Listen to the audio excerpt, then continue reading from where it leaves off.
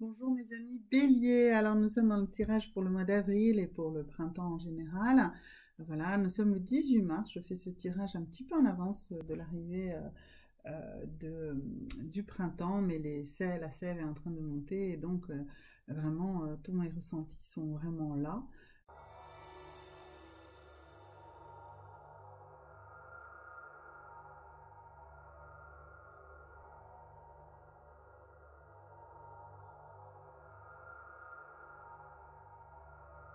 En tout cas pour vous, mes amis Bélier, vous êtes d'ailleurs le troisième signe que je tire aujourd'hui. Je ne sais pas combien de signes je vais être capable de tirer aujourd'hui et combien d'inspirations je vais avoir.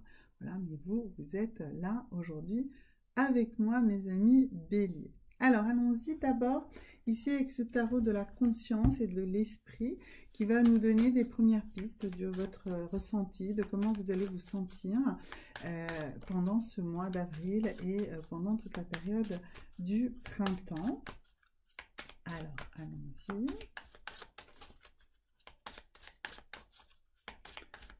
Alors, voilà. Alors, première carte pour vous. Ici, l'archange Michael, il vous dit que vous devez être dans la gratitude pour la force et le courage que l'archange Michael vous apporte dans votre vie. Voilà, archange Michael qui est protecteur et qui se bat pour vous. Donc, mes amis béliers, donc soyez dans la gratitude, vraiment.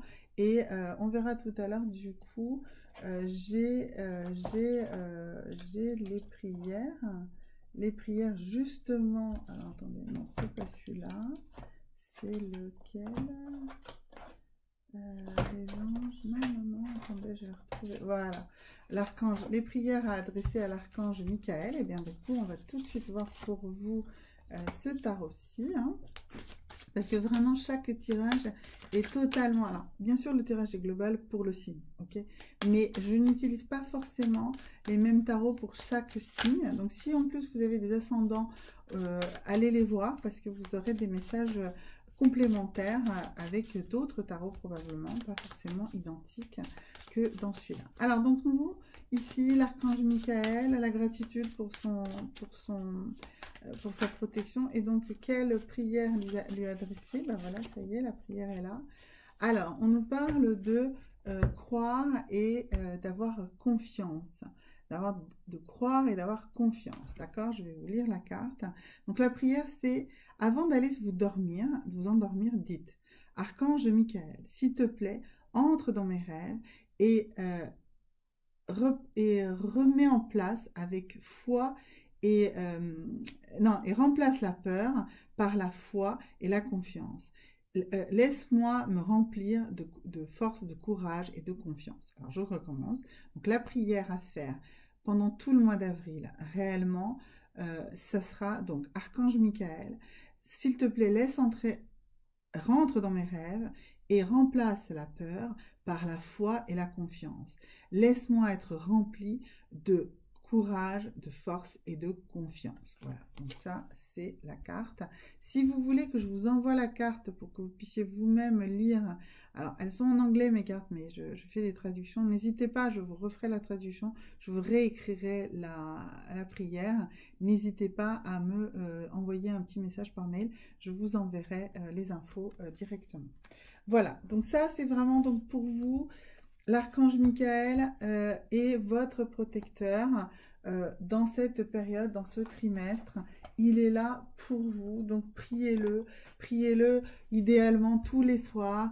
Alors un minimum de 21 jours, vous savez bien que 21 jours c'est un minimum.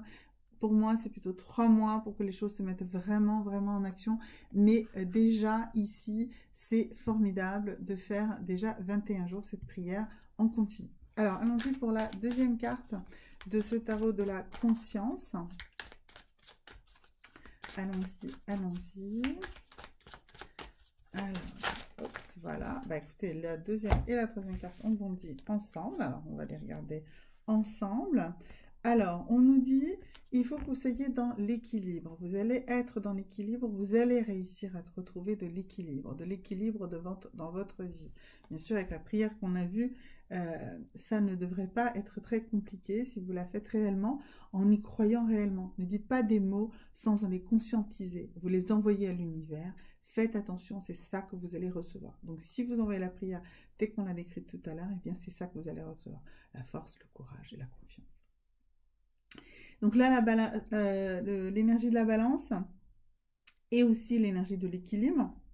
Donc vous dites, je comprends et je prends, je ne lutte pas contre les forces opposées dans la vie, mais je considère que les différents éléments de ma vie sont à prendre avec la même intensité et du coup réussir à en faire un équilibre dans ma vie. Donc je ne lutte pas, j'embrasse, je prends avec moi toutes les énergies, d'accord? Et de cette manière, j'arrive à m'équilibrer. La deuxième, c'est trouver votre bénédiction. Alors, bah, écoutez, elle est toute trouvée, votre bénédiction. Hein. C'est l'archange Michael qui est là avec vous. Et on a vu la prière tout à l'heure. Donc, vous êtes bénis. Et il faut que vous compreniez que vous devez suivre votre voie et vous aimer et remplir votre âme avec ce pourquoi vous êtes là. Donc, trouvez votre bénédiction et par la prière que vous allez faire ici avec l'archange Michael, telle que je vous l'ai dit tout à l'heure, eh bien, vous allez la trouver, cette bénédiction. Vous allez trouver cette voie, votre voie. Vous allez trouver comment avancer en cohérence avec vous-même, qui vous êtes et quelle est votre mission de vie. Ok ? Alors, pour vous aider dans cette mission de vie, on va convoquer un petit peu vos ancêtres. Alors non, c'est pas celui-là, il est où? Il est là, voilà. Alors, on va convoquer vos ancêtres et on va recevoir 2-3 messages. On va voir ce qu'ils vont vouloir nous envoyer comme message. Vos ancêtres qui vous envoient. Alors déjà, un premier message de vos ancêtres, on nous dit que vous êtes une prêtresse, une haute prêtresse et que vous êtes quelqu'un qui comprend le mysticisme de tout cela. Donc, soyez vraiment votre propre prêtre, votre propre prêtresse intérieure. Ça va vraiment... voilà, faites ces prières. On va du coup regarder les rituels pour vous, hein, puisque là on nous parle vraiment de cette grande prêtresse. Qui dit grande prêtresse dit rituel. Alors, premier rituel, la prière, hein, la prière tous les soirs, hein, telle qu'on l'a définie tout à l'heure. Ok. Et puis maintenant, on va aller jeter un œil sur voilà, ce tarot-là, qui va nous donner des indications sur les rituels que vous allez devoir mettre en place. Alors, on va voir.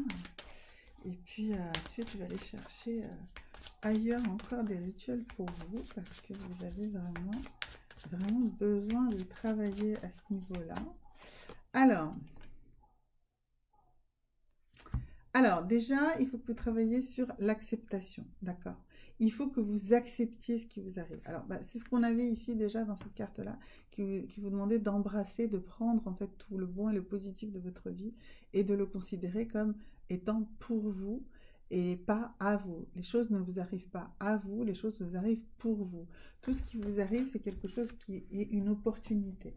Alors pour ça, un message ici de Byron Katie va être parfait. Et donc le message de Byron Katie est ici. Il y a tant d'abondance ici, maintenant, toujours. Il y a une table, un sol, un tapis sur le sol, une fenêtre, un ciel. Un ciel! Il y a 2 amis, pas 1, pas 0, mais 2. Je pourrais continuer à décrire à l'infini le monde où je vis en cet instant. Cela prendrait toute une vie de décrire cet instant, ce maintenant qui n'existe pas excepté dans mon histoire. N'est-ce pas magnifique? La réalité est telle qu'elle est. Elle est tout simplement. Je pourrais mourir dans une telle abondance, je n'aurais rien à faire d'autre pour que de la remarquer. Alors, ce texte peut paraître un peu complexe, alors je vais vous lire un autre message.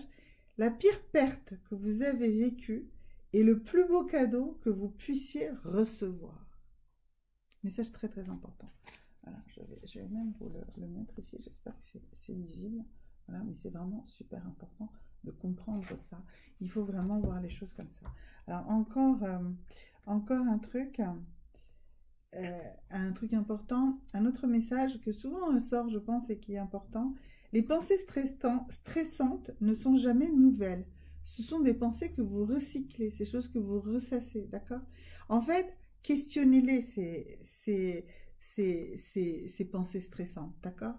Questionnez-les parce que lorsque vous croyez qu'il y a une raison valable de souffrir, vous êtes complètement à côté de la réalité. La seule souffrance, c'est la confusion. Vous voyez ce que je veux dire? Donc toujours ce même message, hein, tout arrive pour moi, non pas à moi. Et donc un dernier message, c'est la pire chose qui puisse arriver est une pensée non remise en question. Je vous encourage vraiment à aller voir Byron Katie. Vous pouvez aller voir en fait sur son site. Elle a un site qui s'appelle www.thework.com. N'hésitez pas à me demander par mail plus de précisions. Et vous allez voir sur ce site, qui est en français, hein, il n'y a pas de souci, il y a une version française, vous allez avoir cet outil de re-questionnement, de questionner vos pensées négatives et de comment justement arriver à comprendre que la souffrance est inutile, d'accord? Vous souffrez parce que vous le voulez. Vous souffrez parce que vous voulez l'imposer, d'accord? Si vous arrivez à questionner vos souffrances, eh bien vous arrêterez de souffrir. Voilà, c'est une chose très importante. Vraiment. Je vais faire les tirages aussi pour la pleine lune qui va arriver bientôt. Et là, il y aura certainement aussi des rituels de ce type-là pour vous. J'ai envie pour vous aussi de travailler sur un petit peu vos rêves, parce que vos rêves vont être des messages extrêmement importants. Écoutez-vous. Et donc, si vous rêvez... Alors, si vous rêvez d'un bain, d'une baignade, d'accord? Cela inspire un sentiment de relaxation, l'impression de devenir plus présentable et acceptable. Le rêve indique la guérison et le changement. Si vous vous baignez dans un fleuve, cette activité suggère l'ouverture aux sentiments et aux pulsions concernant la croissance ou l'élargissement de la conscience. Vous baigner dans la mer, c'est être ouvert à une conscience plus universelle de votre relation avec la vie, moins centrée sur vous-même. Si vous rêvez d'un entrepôt, des souvenirs ou des aspects personnels comme le potentiel ou l'ambition ont été rangés soigneusement pour servir à vos enfants. Intéressant. Des souvenirs ou des aspects personnels comme le potentiel ou l'ambition ont été rangés soigneusement pour servir à vos enfants. Alors, servir à vos enfants ou que vous avez mis dans le futur. Alors, utilisez tout de suite. Voilà. Ok. Et ensuite, si vous avez rêvé de la lumière, cette lumière désigne votre capacité à voir, à comprendre où vous allez, à connaître ce qui vous entoure et vous présente des défis. Ce phénomène est illustré avec force par ce qui se passe dans l'obscurité, soit dans les rêves, soit en réalité.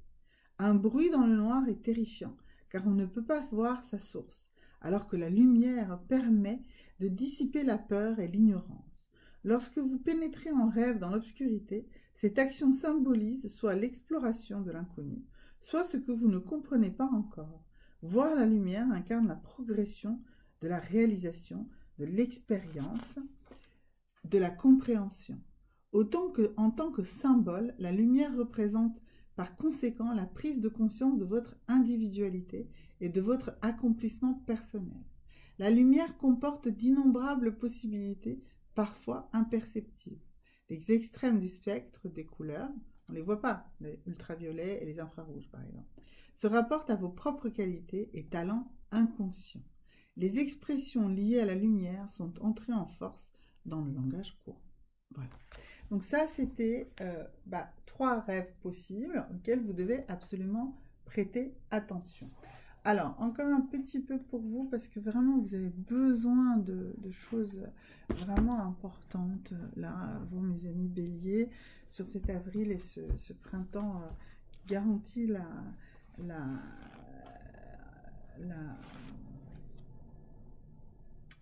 votre votre évolution et votre guérison, parce que c'est ça, hein.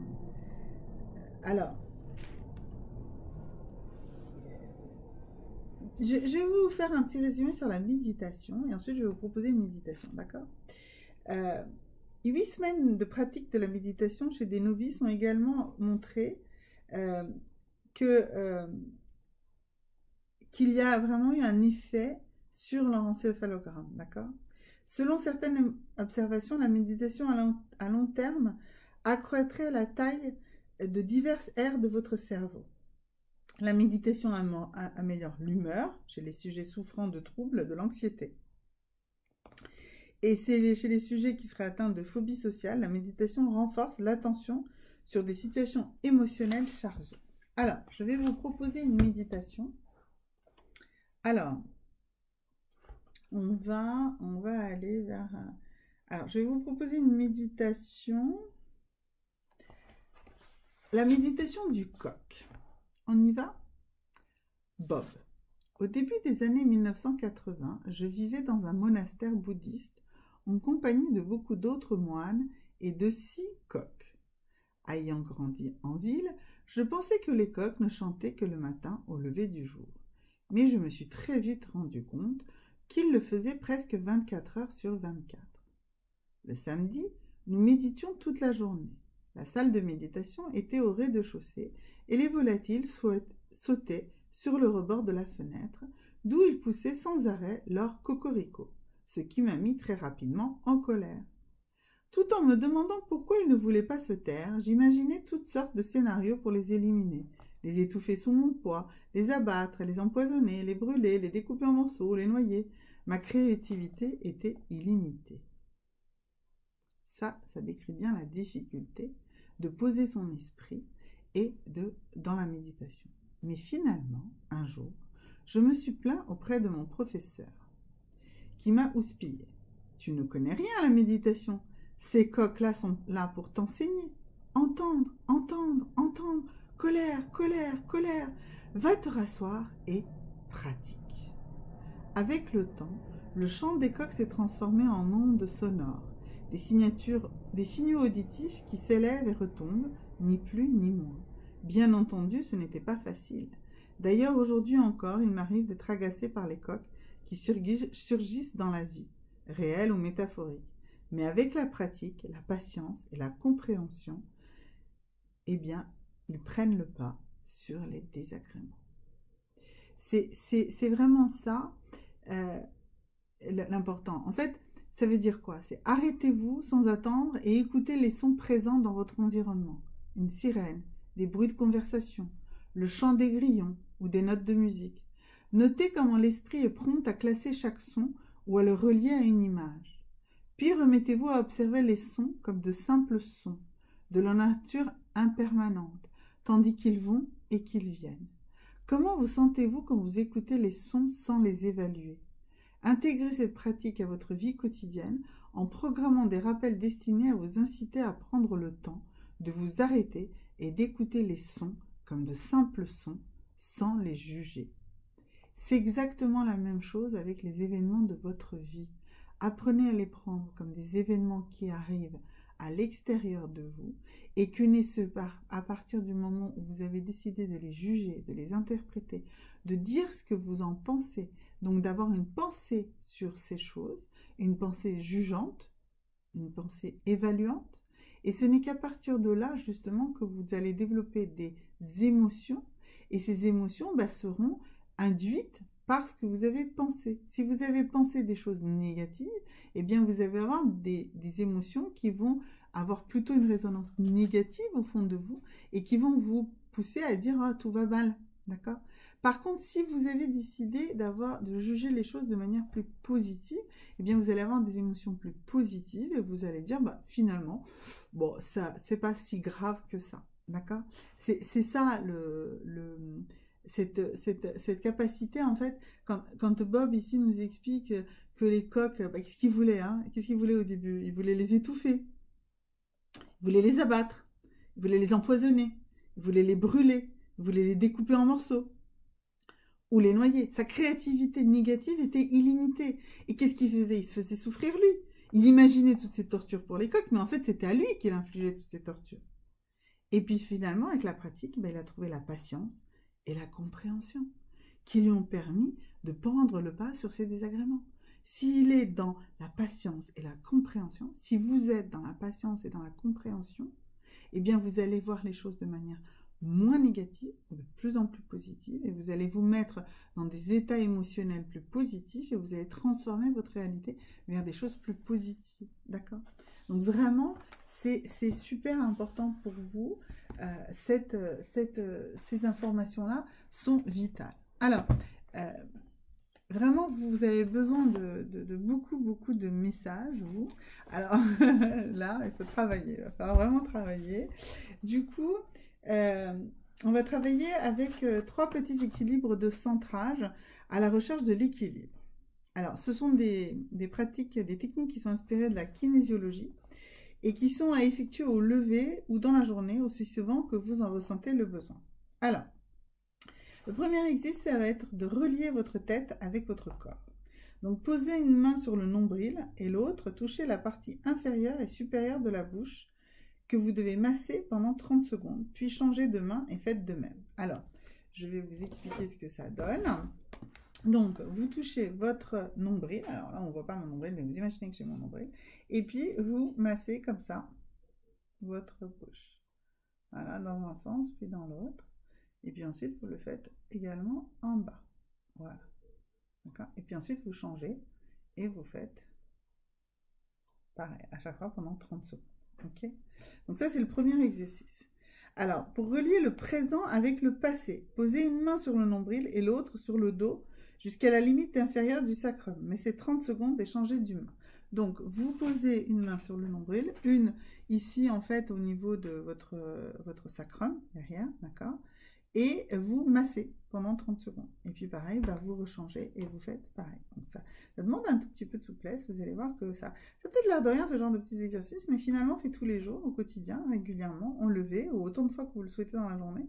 Et vous allez voir, ça va vraiment travailler également. Typiquement, cet exercice-là, eh bien, votre ceinture scapulaire ici, qui, pour de nombre d'entre nous, peut être compliqué. Alors, pour relier votre côté droit et le côté gauche, posez la main sur le nombril et avec le pouce et l'index de l'autre main, posez en fait votre doigt sur la petite dépression qui se trouve ici. Donc là, vous voyez, vous allez donc poser votre main sur votre nombril et puis là, au niveau de la troisième côte, là, à peu près ici, vous avez une petite dépression.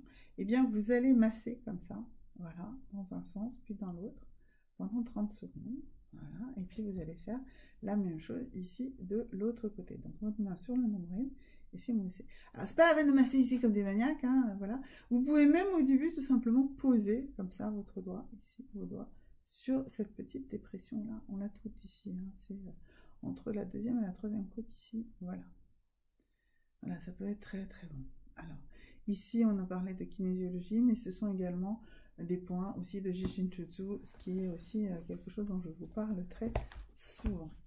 Voilà mes amis béliers. Alors, bon, on va pas vous spoiler, vous avez tous envie de connaître aussi votre destin amoureux.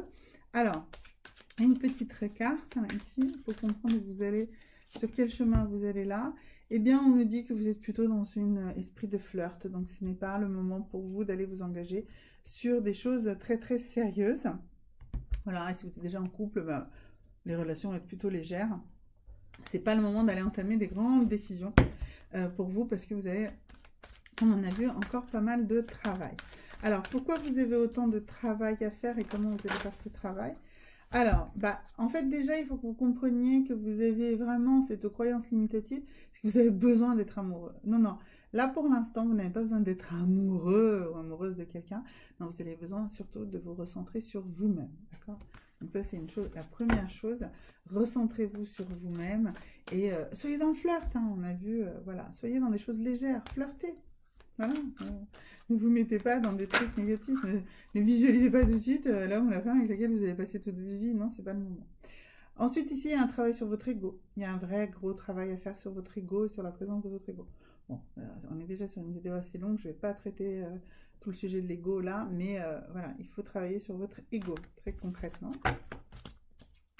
Dites-vous bien que c'est votre ego qui vous pousse à faire beaucoup de choses que vous n'avez pas vraiment besoin de faire. Et puis ensuite, eh bien, vous avez cette peur profonde qui est que vous êtes toujours responsable de tout. Ben non, vous n'êtes pas responsable des autres, vous n'êtes responsable que de vous-même. Voilà, je ne vais pas recreuser toutes ces cartes. N'hésitez pas, si vous avez besoin d'informations supplémentaires, à m'envoyer un petit message et puis on pourra creuser ça ensemble si vous le souhaitez. Voilà, alors ça c'était... Voilà. Et puis la carte vraiment de clôture, que j'ai décidé que vraiment sur ces tirages, ce sera la carte de clôture pour tout le monde. Donc c'est l'oracle des visions. C'est un oracle, comme j'ai déjà expliqué, c'est un oracle qui n'a pas de signification. Chaque carte n'a pas sa signification, elle n'a même pas de nom, elle n'a qu'un numéro. Et elle a une photo, une image, un dessin, qui va vous parler. Vous devez le regarder et vous allez vous-même découvrir les messages que cette carte vous envoie à vous-même. N'hésitez pas à me contacter si vous souhaitez que je vous envoie la carte. Donc c'est la carte numéro 34. Voilà mes amis, à très bientôt. Au revoir.